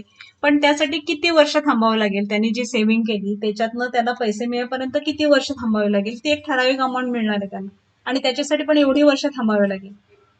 म्हणजे आपण आपल्याला ह्या बिझनेसमधनं एक ऍडिशनल काय मिळतं की आपल्याला एवढी वर्ष 30 ना 40 वर्ष माझे पैसे डबल नाही ते करत तुला थांबायला लागणार आहे का? कारण आपल्याला एक असं प्लॅटफॉर्म मिळालंय का तुमची टीम ग्रो झाल्यानंतर तेवढा डबल डबलचा तुमचा बिझनेस वाढतोय. म्हणजे फ्रँचायझीमध्ये मी म्हणेन की तुम्ही जो व्यक्ती फ्रँचायझी घेईल त्याच्याकडे तिथले कस्टमर्स येतील, तिथल्या पुरता त्याचा बिझनेस राहील. मेन जो ओनर आहे ज्याची ती फ्रँचायझी आहे त्याला वेगवेगळ्या फ्रँचायझीमुळे त्या व्यक्तीला जाणार आहे इन्कम, पण जी व्यक्ती फ्रँचायझी घेते त्याला त्याचं इन्कम मिळणार आहे का? पण आपल्या इथे नेटवर्क मार्केटिंगमध्ये जेवढा जी व्यक्ती जॉईन होते ती प्रत्येक त्याच्या त्याच्या याची ओनरच बनते, त्या शॉपची स्वतः ओनर बनते. म्हणजे ॲटोमी जरी कंपनी दक्षिण कोरियाची आपण म्हणतो गव्हर्नमेंटच्या ऑर्गनायझेशन आहे, पण मी एकदा तिथे डिस्ट्रीब्युटर म्हणून जॉईन होतोय. ॲटोमीचा आपण इन्कम प्लॅन पण बघतोय की तिथे पर्सेंटेजवर त्यांनी इन्कम ठेवलेला आहे, जो ग्लोबल टर्नओव्हर होईल त्याच्या. म्हणजे ऍज अ शेअर होल्डर सारखं, म्हणजे तुम्हाला एक शेअर मिळण्यासारखं तुमचं स्टेटस कंपनी देतेच आहे इनडायरेक्टली. आणि त्या व्यतिरिक्त आणखी आपल्याला हे फ्रँचायझीमध्ये जसं आपल्याला आपलं शॉप व्हर्च्युअल आहे ना, तिथे सॉरी ट्रॅडिशनल शॉप आहे आणि तिथे जाऊन बसायचं आणि कंपल्सरी तुम्हाला तिथे जे काय सेल होईल त्याच्यातनंच इन्कम येणार आहे, ह्या गोष्टी असणार आहेत. पण आपल्याला त्या व्यक्तीचं जी फ्रँचायझी विकत घेतो त्याला जो खर्च येणार आहे तिथे, तो आपल्याला इथे खर्च तर नाहीच आहे. जर कम्पॅरिझनच करायचं म्हटलं तर आपल्याला इथे तो खर्च पण नाहीये. आणि त्याचं इन्कम जे आहे ती फ्रँचायझी जिथे जाईल म्हणजे एक सरळ रेषेत जाणार आहे, जेवढे वाढली तेवढ्या पुरतं त्याचं इन्कम वाढलं. पण एका सरळ रेषेत जाणारं इन्कम असणार आहे. जेवढ्या फ्रँचायझी, माझी एक फ्रँचायझी आहे तर माझं एक जर मी 50,000 कमवत असेल त्याच्यातनं, तर माझ्या 5 फ्रँचायझी झाल्या तर मी 2.5 लाख कमवेन, 10 झाल्या तर मी 5 लाख कमवेन. म्हणजे एक सरळ रेषेत जाणारं इन्कम असणार आहे. पण नेटवर्क मार्केटिंगमध्ये काय होतं, तुमचं डबल डबलचं जातं ना पुढे. तुम्ही आता 2 जण आपण म्हणतो दोघांना जॉईन केलं, दोघांनी प्रत्येकाला 2-2 केले की तुमचे दोनाचे 4 होतात, 4चे पुढे जाऊन 8 होतात, 8चे 16 होतात. हे तुमचं डबल जेवढं होतं तसं फ्रँचायझीमध्ये पॉसिबल आहे का? नाहीये. म्हणजे ज्या फ्रँचायझी ज्याच्याकडे आहे किंवा आपण म्हणतो अरे हे एवढे मोठे शॉप आहेत, जो श्रीमंत माणूस आहे तो हे करू शकतो, हे जनरली असं म्हटलं जातं की हा एवढं मोठं शॉप आहे, याचं चांगला श्रीमंत असेल त्यालाच हे पॉसिबल आहे एवढा पैसे टाकणं. पण कमीत कमी पैसे टाकून करोडो कमवणं, हे तुम्ही आता मी म्हटलं तुम्हाला की 10 फ्रँचायझी असतील त्याच्यात तो किती कमवेल, 5 लाख कमवेल. म्हणजे एवढे पैसे 10 फ्रँचायझीसाठी किती पैसे टाकावे लागणार आहेत? तेवढे पैसे टाकल्यानंतर किती इन्कम येणार आहे? आणि आपल्याला आपल्या इथे ॲटॉमीमध्ये आपल्याला किती पैसे टाकायला लागणार आहेत? एकदम कमीत कमीच आपण म्हणतो की 1500, 2000, 2500 पर्यंत खरेदी केली तुमचे 10,000 पीव्ही होतात. आणि प्लॅनमध्ये तर 10,000 पीव्ही झाल्यानंतर तुमचा बिझनेस जर लेफ्ट आणि राईटचा जर तेवढा जास्तचा होत असेल, त्या डबलचा, म्हणजे आपण म्हणतो 3 लाखासाठी 6 लाखाचा बिझनेस तुमचा एक्स्ट्राचा झाला, तरी तुम्हाला कंपनी स्वतःहून काही स्वतः खरेदी न करता पुढे प्रमोट करते. किंवा पुढे जाऊन तुमचं 7 लाखाचं जे आहे डीलरचं, त्याच्यासाठी पण तुम्ही स्पेशल एजंटचं, त्याच्यासाठी पण तुम्ही 14 लाखाचा एक्स्ट्राचा बिझनेस केला तरी तुम्हाला कंपनी इकडे प्रमोट करते. म्हणजे अशा याच्याने जर विचार करायला गेला तर पहिले जे काही तुम्ही 10,000 पीव्ही करणार ना, एखादी व्यक्ती ते 10,000 पीव्ही साठी जे पैसे खर्च होणार आहेत त्या व्यक्तीचे, तेवढेच खर्च करून इथे कमवू किती शकते? इम्पिरियल मास्टरला करोडो कमवू शकते. हे करोडो फ्रँचायझी बिझनेस मधनं कमवायचे झाले तर त्यांना किती वर्ष लागतील आणि आपल्याला किती वर्ष लागू शकतात? जस्ट तुम्ही कंपॅरिझन करायचं म्हटलं म्हणजे दिसताना आपला बिझनेस हा जर छोटं प्लॅटफॉर्म आणि इथे कोणाचे पैसे घेतले जात नाही म्हणून दिसताना आपल्याला ते कदाचित छोटं प्लॅटफॉर्म वाटू शकतं एखाद्या व्यक्तीला का हे काय नेटवर्क मार्केटिंग म्हणजे असंच आहे by the by side by side करण्याचा बिझनेस. पण इथे एवढ्या कमी पैशामध्ये आपण करोडो कमवू शकतोय. आणि फ्रँचायझी मध्ये काय होणार आहे? मी तिथे करोडो आधीच लाखो रुपये टाकलेले असणार आहेत ते घेताना फ्रँचायझी. त्यामुळे मी तिथे 100% जास्त वेळ देणार. पण मला पैसे किती मिळणार आहेत तिथनं? म्हणजे करोडो कमवायला त्या फ्रँचायझी मधनं किती वर्ष जाणार आहेत? तरी पण व्यक्ती तिथे जास्त वेळ का देईल? कारण ऑलरेडी लाखो रुपये टाकले आणि आपण इथे करोडो कमवण्याचा बिझनेस आहे.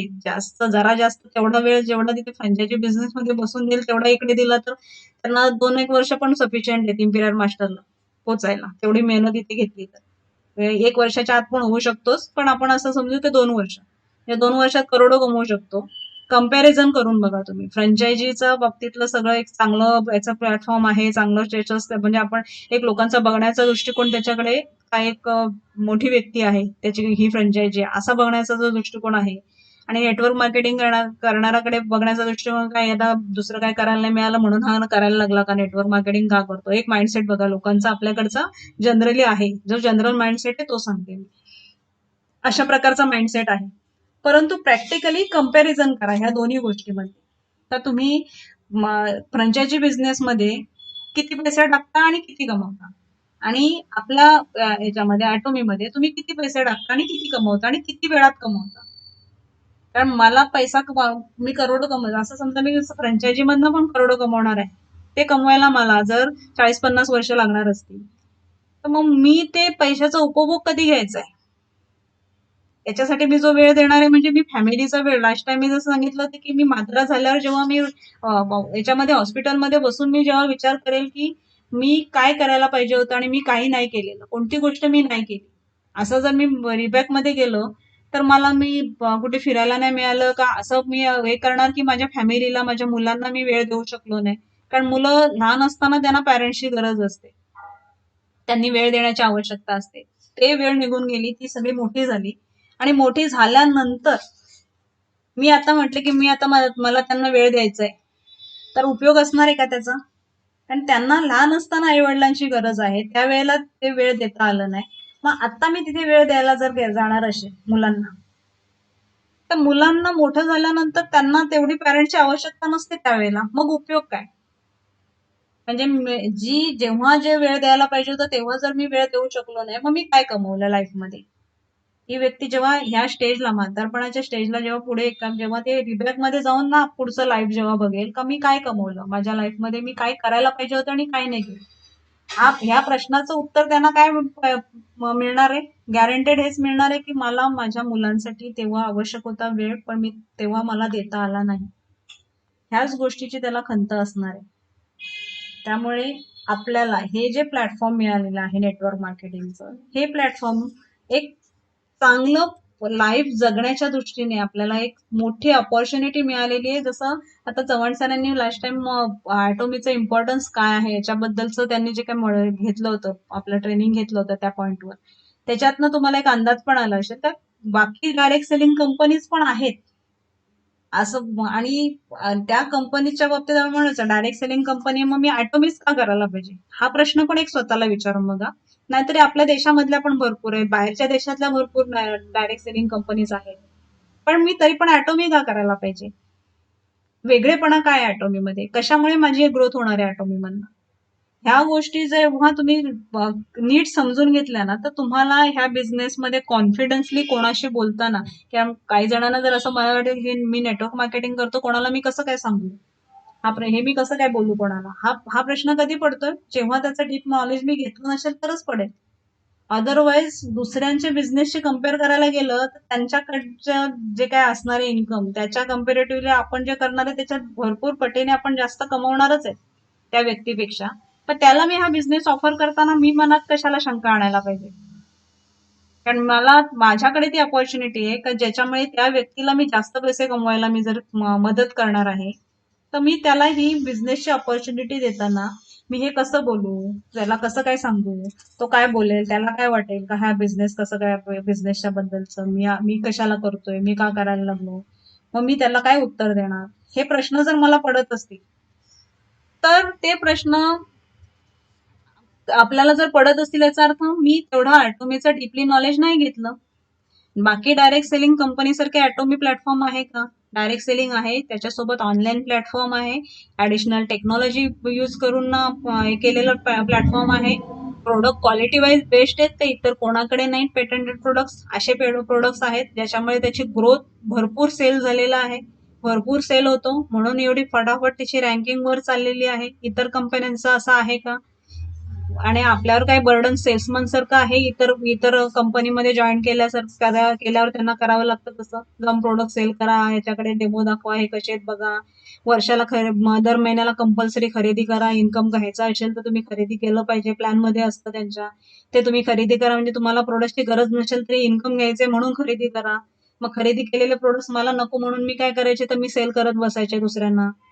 जे इनडायरेक्टली तुम्ही इन्कम घेता त्या कंपनी एक सेल्समन सारखं तुम्हाला राबवून घेतलं जातं. आपल्याला ॲटोमीच्या प्लॅटफॉर्ममध्ये ह्या गोष्टी कोणत्याच नाहीत.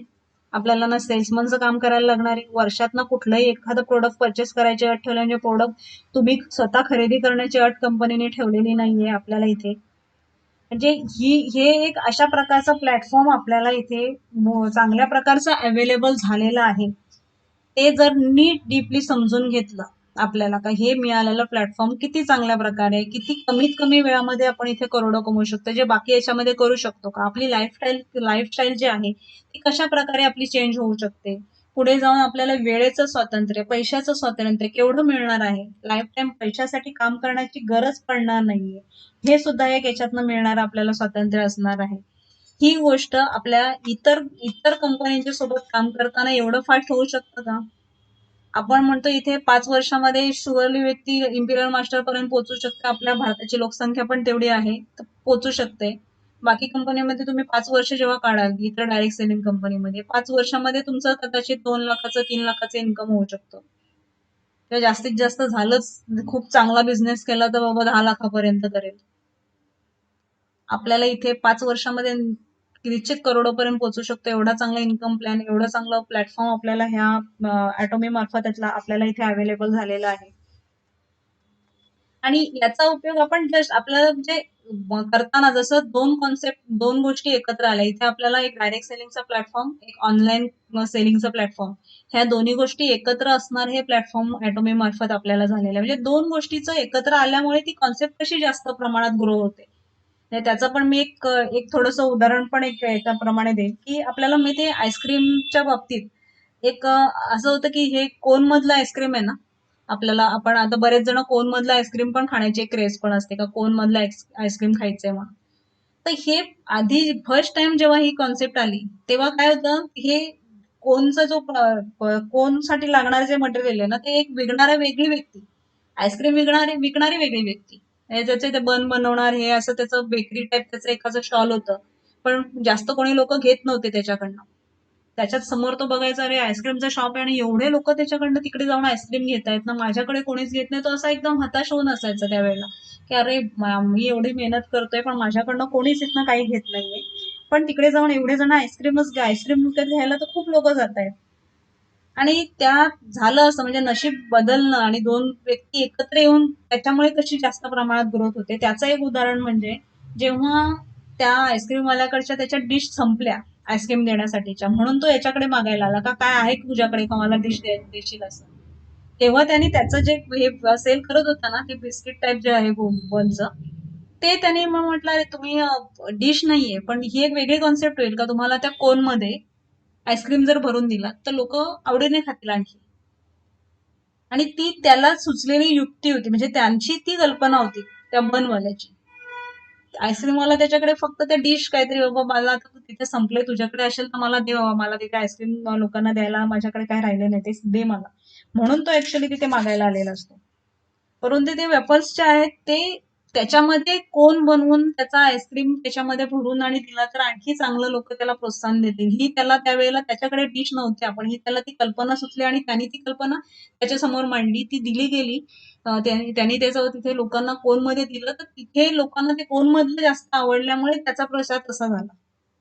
म्हणजे दोन कॉन्सेप्ट एकत्र आल्या दोन प्रकारच्या, तर त्याचा आणखी जास्त प्रमाणात प्रसार होतो. तसं आपलं एक ऍटोमीचं प्लॅटफॉर्म आहे की हे दोन कॉन्सेप्ट डायरेक्ट सेलिंगला आता आपण बघितलं तर फ्युचर डायरेक्ट सेलिंगचं भरपूर चांगलं असणार आहे आणि एक ऑनलाईन प्लॅटफॉर्मचं, असे दोन्ही एकत्र आलेले आहेत आपल्याकडे ऍटोमीमध्ये.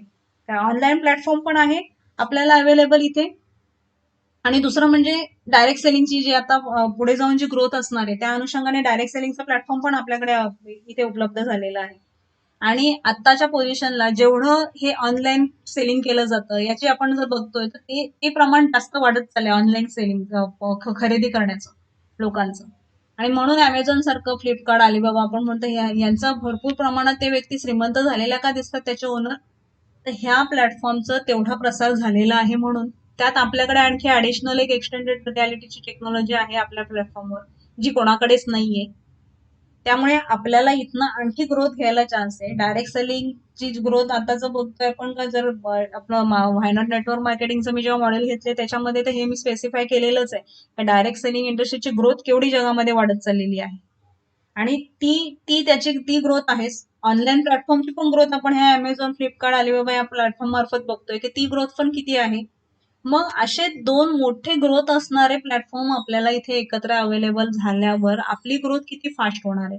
जस्ट आपण ही एवढी एवढी कॉन्सेप्ट जर नीट समजून घेतली ना तर आपल्याला ह्या इंडस्ट्रीमध्ये ह्या आपल्या बिझनेसमधलं भरपूर मोठ्या प्रमाणात एक ग्रोथ करायला एक अपॉर्च्युनिटी एक प्लॅटफॉर्म आपल्याला इथे अवेलेबल झालेला आहे. आणि नेटवर्क मार्केटिंगच्या बाबतीतलं जे आपण जे जस्ट कॉपी करायचं आपल्याला आहे इथे, आपल्या जे शिकवलं जातं ते शिकायचं आहे आणि आपल्या टीम मध्ये ते जसंच्या तसं आपल्याला त्यांना शिकवायचं आहे. एक छोटी त्या प्रकारची कॉन्सेप्ट म्हणजे तसं बघायला गेलं तर प्रत्येक जण नक्कल करण्यात हे असतं. मी मागच्या सेशन मध्ये हे घेतलं होतं की आपण जसंच्या तसं सगळ्या गोष्टीच अनुकरण करतो ना. मराठी फॅमिलीमध्ये जन्माला आलेलं मूल कन्नड किंवा इंग्लिश भाषा नाही शिकत ना, मराठी शिकतो का, आपल्याला ती लहानपणापासून एक सवय पडली ना प्रत्येक गोष्टीचं अनुकरण करण्याची. तेच अनुकरण आपल्याला चांगल्या प्रकारे इथे करायचं आहे. एक अनुकरण चांगल्या प्रकारे करायचंय, शिकायचंय आणि ते आपल्याला पुढे जाऊन पेस्ट करायचंय. आपल्या टीम मध्ये पेस्ट करायचंय, त्यांना तसंच्या तसं शिकवायचंय. हे एक अशा प्रकारचं आपल्याला कॉपी करणं आणि पेस्ट करणं हे एक चांगल्या प्रकारचं प्लॅटफॉर्म आपल्याला ह्या ऍटोमी मार्फत आपल्याला मिळालेलं आहे नेटवर्क मार्केटिंगच्या अनुषंगाने. आणि फ्रँचायझी बिझनेस ज्याच्याबद्दलचं एवढ्या मोठ्या प्रमाणात खर्च आहे का जो आपल्याला इथे पण आपल्याला तेच सेम प्लॅटफॉर्म अवेलेबल झालेलं आहे. पण आपल्याला ते तेवढं कंपॅरिझन करताना ही गोष्ट लक्षात येत नाही कारण ती कॉन्सेप्ट वेगळ्या प्रकारे समजली जाते. नाहीतर जी फ्रँचायझीची कॉन्सेप्ट आहे तीच इकडे पण आहे आपल्याकडे पण, आपण जर नीट लक्ष दिलं तर तीच कॉन्सेप्ट आहे. एवढंच का आपल्याला इथे काय एवढे पैसे खर्च न करता मिळालेली कॉन्सेप्ट आहे आणि तेवढ्या मोठ्या प्रमाणात ते त्याच्या अगेन्स्ट मध्ये आपल्याला हा पैसा पण त्याच्या अगेन्स्ट तेवढ्या जास्त प्रमाणात मिळणार आहे. आणि ही या इंडस्ट्रीला डायरेक्ट सेलिंगच्या इंडस्ट्रीला हे करण्यासाठी मदत व्हावी म्हणून आता आपल्याला माहिती पण आहे की एज्युकेशन सिस्टम मध्ये पण नेटवर्क मार्केटिंगचे टॉपिक गव्हर्नमेंटने आता ऍड करायला सुरुवात केली आहे. मागेच चव्हाण सरांनी याचं पण टाकलं होतं आपल्या ग्रुपवर की डायरेक्ट यांनी दिल्ली युनिव्हर्सिटीने सुद्धा हा त्यांनी एक टॉपिक ठेवलेला आहे नेटवर्क मार्केटिंगच्या रिलेटेड, त्यांच्या एज्युकेशन सिस्टम मध्ये त्यांनी ऍड केलेला आहे दिल्ली युनिव्हर्सिटीने. तशा वेगवेगळ्या स्टेटमध्ये पण याचं हे चालू केलेलं आहे. म्हणजे नेटवर्क मार्केटिंगची आवश्यकता पुढे जाऊन असणार आहे, जेवढ्या नोकऱ्या आहेत अवेलेबल. पण जेवढ्या व्यक्तींना बेरोजगारी आहे तेवढ्या नोकऱ्या तेवढ्या प्रमाणात गव्हर्नमेंट अवेलेबल करू शकणार पण नाहीये, हे पण आपल्याला पण माहिती आहे. मग नोकऱ्यांच्यासाठी मी शिक्षण ज्या क्वालिटीचं घेणार आहे त्या क्वालिटीची मला नोकरी न मिळता जर कमी क्वालिटीची नोकरी मिळाली तर मला त्याचं सॅटिस्फॅक्शन किती असणार आहे ते काम करताना, ते मी आयुष्यभर तसं जर करत राहिलं तर मला किती फ्रस्ट्रेशन येऊ शकतं. ह्या गोष्टी जर आपण बघितल्या तर आपल्याला हे मिळालेलं प्लॅटफॉर्म आहे आपल्या नेटवर्क मार्केटिंगच्या बाबतीत, की इथे कोणालाही कुठल्या शिक्षणाची अट नाही, कुठल्याही प्रकारची व्यक्ती कशीही इथे कोणत्याही प्रकारची व्यक्ती इथे नेटवर्क मार्केटिंग मध्ये येऊ शकते, कमीत कमी शिकलेल्यापासून जास्तीत जास्त एज्युकेटेड असणारी व्यक्ती. आपण फ्रँचायझीचा कम्पेअर केलं तर तिथे जेवढा पैसे लागतो तेवढा आपल्याला इथे लागत नाही आणि तिथे आपल्याला वेळ द्यावा लागणार आहे पैशासाठी, तुम्हाला दुकानामध्ये फुल टाइम बसायला लागणार आहे, पण आपल्या इथे इन्कम अनेक पटीने वाढणार आहे. फ्रँचायझीमध्ये तुम्हाला एक काहीतरी ठराविक रक्कम आपल्याला याला द्यावी लागते, ज्याची फ्रँचायझी घेतो त्याला तिथे इन्कम मधली आपल्याला द्यायची आहे कंपल्सरी, कारण त्यांची फ्रँचायझी आपण घेतलेली असते म्हणून. इथे आपल्याला काय होतं, आपण जे सेल करतो कंपनी आपल्याला देते, आपल्याला कोणाला काय द्यायला लागतं का, ही आपल्याला फ्रँचायझी मिळाली पण आपल्या मार्फत जे काही सेल होतं त्याचे आपल्याला कंपनी पैसे देणार आहे. आपल्याला आणखी कंपनीला आपल्याला द्यायला लागतं का, तुमच्या मार्फत माझा एवढा प्रॉफिट झालेला आहे म्हणून मी माझ्या याच्यातले एवढे पैसे मला कंपनीला द्यायला लागतील, असं आहे का आपलं? फ्रँचायझी जे घेतात त्यांना जो सेल होतोय त्याच्यातलं त्यांना त्याचं एक ठराविक फ्रँचायझी मी घेतली ज्याची, त्याला मला ती कंपल्सरी तेवढी रक्कम द्यायची आहे.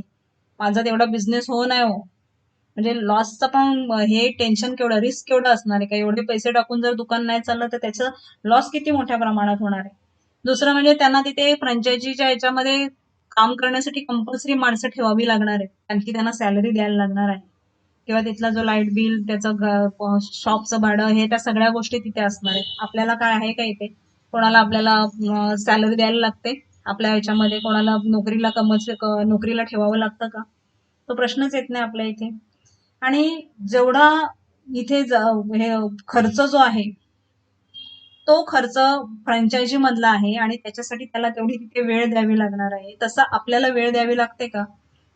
आता या सिच्युएशन आपण घरात बसून हा बिझनेस करतोय आपण नेटवर्क मार्केटिंगच्या बाबतीतला, आपल्याला पाहिजे तसा वेळ आपण इथे कधी द्यायचा, मी किती वाजता उठायचं ना बिझनेससाठी, किती वेळ द्यायचा, मी कोणत्या वेळात काम करायचं ते डिसिजन पूर्ण आपलं असणार आहे. पण फ्रँचायझी मध्ये त्याला दुकान तेवढ्या वेळात उघडलं, जेवढा वेळ जास्त उघडा असेल तेवढा त्याचा सेल जास्त होण्याचे चान्सेस, जास्त वेळ बंद राहिला तर सेल कमी. आपल्याला ते टेन्शन आहे का इथे? ते पण नाहीये. आणि फ्रँचायझीचा बिझनेस बोललं तर ज्या एरियात आहे तेवढ्या पुरतं त्याचं मार्केट आहे. भारतातले फ्रँचायझी मध्ये बाहेरच्या देशातले कोणी खरेदी करायला कधी येतील का इथे? आपल्याला कसं आहे, जगामध्ये तुम्ही कुठेही बिझनेस करू शकता, तुमचं जेवढं कस्टमर बेस होईल ते जगातल्या कुठेही कोणत्याही याच्यामध्ये तुम्ही जाऊन बिझनेस करू शकता. म्हणजे पूर्ण जग तुमच्यासाठी मार्केट म्हणून अवेलेबल आहे आपल्या आपल्या बिझनेससाठी. आणि फ्रँचायझी म्हणाल तर ज्या व्यक्तीकडनं आपण ही फ्रँचायझी घेतली, इनडायरेक्टली आपण त्या व्यक्तीचे स्वप्न पूर्ण करत असतो आणि आपल्याला तिथे राबवून घेतो आपण. माझी ओनरशिप म्हणून मी म्हणेन ही फ्रँचायझी माझ्या मालकीची आहे, पण ती मी ज्याच्याकडनं घेतले तो खरा ओरिजिनल त्याचा मालक असतो ना. म्हणजे मी ज्याच्याकडनं मी फ्रँचायझी घेतली त्याचे मी स्वप्न तिथे पूर्ण करणार आहे. पण आपल्याला नेटवर्क मार्केटिंग हे असं प्लॅटफॉर्म आहे की इथे तुम्हाला स्वतःची स्वप्न पूर्ण करण्यासाठी मदत होणार आहे. तुम्ही पाहिजे तसा पैसा तुमच्याकडे आल्यानंतर तुम्हाला पाहिजे त्याप्रमाणे तुमची जी काही स्वप्न असतील ती तुम्ही तुमच्या वेळेप्रमाणे फॅमिलीला वेळ देऊन सगळ्या गोष्टी करून तुमचं इन्कम इथे घेणार आणि त्या प्रमाणात तुमची जी स्वप्न आहेत स्वतःची स्वप्न तुम्ही पूर्ण करू शकणार आहेत. म्हणजे दोन्हीचं कंपॅरिझन करायला गेलं तर आपण म्हणतो की नेटवर्क फ्रँचायझीवाल्यांचा आपण जे काही मनामध्ये स्टेटस लोकांच्या असतो का ही एक श्रीमंत व्यक्ती म्हणून, तर मग आता ह्या प्रकारे जेव्हा तुम्ही त्या दोन्ही बिझनेस कडे बघितल्यावर तुम्हाला कोणता बिझनेस करायला आवडेल, फ्रँचायझीचा आवडेल का हा नेटवर्क मार्केटिंग आवडेल, हा प्रश्न तुम्ही स्वतःला विचारून बघा. तर दोनपैकी तुम्हाला कोणता बिझनेस जास्त मोठ्या प्रमाणात करायला आवडेल? फ्रँचायझी तुम्हाला दिली कोणी तर ती करायला आवडेल का नेटवर्क मार्केटिंगचा प्लॅटफॉर्म कम्पॅरेटिव्हली बघितलं तर कोणत्या याच्याने तुम्हाला जास्त करायला आवडेल? एवढा वेळ द्यायला आवडेल का तुम्हाला जो फ्रँचायझीला द्यायला लागणार आहे, जेवढा खर्च करायला आवडेल का, त्याप्रमाणे तुम्ही तिथे किती वेळ देतायत तो तसा वेळ द्यायला आवडणार आहे का तुम्हाला? म्हणजे पूर्णपणे तुम्ही दुसऱ्या कोणासाठी नोकरी करण्यासारखंच ते फ्रँचायझी घेता तेव्हा तुमचं तिथलं स्टेटस निर्माण होतोय. पण फ्रँचायझीचं जी कॉन्सेप्ट आहे की तुमचे जेवढ्या जास्तीत जास्त प्रमाणात वाढत जातील तिथनं ते इन्कम वाढणार आहे, पण ते एखाद्या व्यक्तीची फ्रँचायझी त्याला मिळणार आहे ना. आपल्या याच्यामध्ये एवढं मोठं चांगलं की जी व्यक्ती इथे कनेक्ट होते त्याची स्वतःचा बिझनेस, स्वतःचा फ्रँचायझी ते सगळ्यांकडे पसरवतं. अशा प्रकारचं प्रत्येकाचा स्टेटस तयार होतो. हा मोठा फरक दोन्ही मधला महत्वाचा फरक आहे. का तिथे जो कोणी फ्रँचायझी बिझनेस मधली फ्रँचायझी घेतो तो त्याची फ्रँचायझी घेतलेली असते म्हणून तो तेवढी ओनरशिप त्याला नाही मिळते. पण आपल्या बिझनेसमध्ये जो व्यक्ती इथे जॉईन होतो त्याचा स्वतःचा बिझनेस असल्याप्रमाणे तो ग्रो होतो. त्याच्या स्वतःचं प्लॅटफॉर्म ते तयार झालेले आहे, स्वतःची फ्रँचायझी. तेवढ्या फ्रँचायझी तो एवढ्या एवढ्या जिकडे जिकडे त्याचा कस्टमर बेस तयार करेल तिकडे त्याने फ्रँचायझी दिलेलं असतं आणि जो जॉईन होतो तो स्वतःचा ओनर म्हणून जॉईन होतो. त्याला कोणाच्या अंडर आलाय असा हा हा स्टेटस राहतच नाही. इक्वल स्टेटस राहतो सगळ्यांचा, प्रत्येकाचा. एवढं मोठं याच्यातनं हे प्लॅटफॉर्म आहे. आणि म्हणजे मी कॉपी कट मार्केटिंगच्या मार्गाने संपत्ती कशी जोडावी याचं जे आपण म्हणतो तर हे नेटवर्क मार्केटिंग हे त्याचं सगळ्यात मोठं आणि उत्कृष्ट असं उदाहरण आहे की जे जसंच्या तसं कॉपी करून इम्प्लिमेंट आपण जर करायला घेतलं तर आपल्याला इथे सक्सेस नक्कीच आहे. तर त्याच्यासाठी एक आणखी शेवटचे एक उदाहरण देऊन, एक स्टोरी सांगून, थोडंसं एक उदाहरण देऊन आम्ही आजचं हे बंद संपवते. थोडं जास्त वेळ झालेलाच आहे आज. की फुलपाखरू बघा, फुलपाखरूचं एक प्रोसेस असते. जे फुलपाखरू सुरुवातीला ते आळीसारखं असतं, सुरवंट म्हणतात त्याला, आणि मग ते हळूहळू ते हे होत होत वाढ होत होत त्याचं सुंदर दिसत दिसत ते नंतर त्याची ती फुलपाखरू मध्ये रूपांतर होतं. म्हणजे त्याच्या स्टेजेस आहेत, त्या स्टेजेस त्याला कंपल्सरी तशा क्रॉस कराव्या लागतात. पण हे यांचं सवय काय असतं, ते एकमेकाला दुसऱ्याला बघून करत असतात कंपल्सरी त्यांचं. तर दुसरा पहिला काय करतो तेच त्याचं अनुकरण करून सेम करत असतात. तर एका शास्त्रज्ञांनी, फ्रान्समधल्या एका शास्त्रज्ञांनी ह्या सुरवंट्याच्या बाबतीत ना, म्हणजे एक ती कळपामध्ये राहण्याची वृत्ती आपण म्हणतो ना, तसं त्यांनी हे सुरवंटे आहेत ना, त्यांनी एका याच्यामध्ये पाणी ठेवलं. त्याच्यामध्ये ते त्यांना खाण्यासाठी जे लागतं ना ती झाडं ठेवली आजूबाजूला पाणी, म्हणजे सुरवंटांना यांना ते पानं खाणार आणि ते पाणी पिणार, ह्या सगळ्या गोष्टी तिथे अवेलेबल ठेवल्या. आणि ती जे भांड होतं ना त्याच्यावर त्यांनी ते सुरवंटे असे सोडले. तर तो एक सुरवंटा वर फिरतोय ना त्याच्या मागे मागे मागे दुसरे फिरतात, त्याला बघत दुसरा फिरतो. म्हणजे ते त्यांना जे अनुकरण करत करत वाढण्याची सवय ना, तर त्यांनी 8 दिवस ते त्या पॉटवर सुरवंटे ठेवले होते ना, ते तसेच फिरत, एक दुसरा फिरतोय त्याच्या मागे बघत तो तसाच फिरत राहिला. बाजूला त्यांना खाण्यासाठी वनस्पती होती, तिथेच पाणी होतं, तिथे ते सुरवंटे सोडले होते. पण पहिला वर फिरतोय म्हणून दुसरा पण त्याच्या मागे तिथेच फिरत राहिला गोल गोल त्याच याच्यामध्ये. 8 दिवस झाल्यानंतर ते सुरवंटे एकदम दमून थकून ते मरायला टेकले. म्हणजे काय झालं, तिथे बाजूला त्यांना अवेलेबल होतं खाण्यासाठी अन्न, पिण्यासाठी पाणी, पण त्याने अनुकरण कोणाचं केलं, चुकीचं. तर जो नुसता फिरतोय म्हणून हे पण त्याच्या मागे नुसते फिरतात. तुम्हाला भूक लागली, बाजूला अवेलेबल आहे, तुम्ही स्वतः जाऊन मार्ग बदलून ते खाऊ शकताय. तुम्हाला जर तुम्ही सरळ त्याच्या मागे न फिरता तुम्ही जर मार्ग बदलला तर तुम्हाला पिण्यासाठी पाणी आणि खाण्यासाठी पण तिथे वनस्पती अवेलेबल आहे. असं असताना तो चुकीचा माणूस आहे जो नुसता फिरतोय, त्याचं अनुकरण करत बाकीचे पण फिरत राहिले. म्हणून ही जी कळपाची जी वृत्ती आहे, म्हणजे आपण मग जसं मी सुरुवात केली होती तेव्हा म्हटलं होतं की एक आपण जास्तीत जास्त लोकांना नोकरी करताना बघतो म्हणून लोकांचा जास्तीत जास्त मानस हा असतो की चांगलं शिकायचं आणि नोकरी करायची. म्हणजे हे असं झालं, सुरवंटासारखंच ते उदाहरण झालं का हे असे चांगले प्लॅटफॉर्म अवेलेबल आहेत. तुम्ही आपला जो फक्त नोकरीच करणं हा, म्हणजे मला नोकरीच्या विरोधात आहे मी असं नाही म्हणत आहे मी, पण एक त्याच्यातनं आपली ग्रोथ किती होणार आहे, ठराविकच होणार आहे हे माहिती आहे, तरी तेच करत राहिलं, ती व्यक्ती तेच करत राहिली आणि दुसरीकडे जाण्याचा त्यांनी प्रयत्न नाही केला. का सगळे लोक नोकरीच करण्याचा प्रयत्न करतात म्हणून आपण पण नोकरीच करायची. पण जर तुम्ही थोडासा मार्ग बदलला तर तुम्हाला तिथे पिण्यासाठी पाणी आहे, खाण्यासाठी चांगली वनस्पती आहे, आणि तो मार्ग जर आपण चूज केला तर तुम्हाला पुढे जसं त्या आळीचं, सुरवंटाचं पुढे जाऊन सुंदर फुलपाखरू होऊ शकतं. त्याच्यासाठी त्याला जिवंत राहण्याची आवश्यकता आहे, या मार्ग थोडासा बदलायची आवश्यकता आहे. की त्यांचं चांगल्या याच्यामध्ये रूपांतर होणार आहे. तसा तो एक मार्ग आपल्याला जो सापडलेला आहे. म्हणजे सगळेजण जरी नोकरी किंवा इतर याच्यामध्ये जसं सगळ्यांचं अनुकरण करत असतात, तर आपण हे आपलं चुकीचं अनुकरण ठरेल. नेटवर्क मार्केटिंगचं एक आपलं बेस्ट अनुकरण ठरेल, की ज्याच्यातनं आपल्याला लाईफ फ्रीडम मिळणार आहे, मनी फ्रीडम मिळणार आहे, याच्यातलं टाइम फ्रीडम मिळणार आहे, की आपल्याला हवं तसं आपण लाईफ जगू शकतो. ही एक अपॉर्च्युनिटी आपल्याला मिळणार आहे आणि तेवढं आपल्या 3 जनरेशनचा फायदा होणार आहे. हा एक आणखी महत्वाचा मुद्दा आहे. ह्या गोष्टी आपल्याला ह्या प्लॅटफॉर्म मधनं अवेलेबल होणार आहेत. फक्त आपल्याला हा जो आपण सगळ्यांचा मागे फिरण्याचा आहे, सुरवंट्यासारखं फक्त पुढचा जातो ते बघून तसं न फिरत राहता आपला हा थोडा वेगळा मार्ग असणार आहे आणि तो एक आपण अवलंबल्यानंतर आपल्याला पुढे जाऊन जो फायदा होणार आहे आणि पुढे जाऊन आपलं जे काही लाईफ सेट होणार आहे, तो मार्ग त्याच्यासाठी आपल्याला हा थोडासा मार्ग, इतर जे सगळी कळप ज्या याच्याने फिरतं नोकरीच्या अनुषंगाने किंवा जसं एखादा स्वतःचा काहीतरी धंदा टाकावा ह्या मार्गाने जे जातं, तो मार्ग तशाचा तसा न अवलंबता आपल्याला थोडंसं वेगळा रस्ता बदलून या मार्गाने आपल्याला ते ऑपॉर्च्युनिटी अवेलेबल झालेली आहे, ती आपल्याला समोरच्या व्यक्तीला ह्या प्लॅटफॉर्म मधनं आपल्याला ती समजावून सांगायची आहे आणि जास्तीत जास्त आपल्याला इथे नेटवर्क तयार करायचं आहे.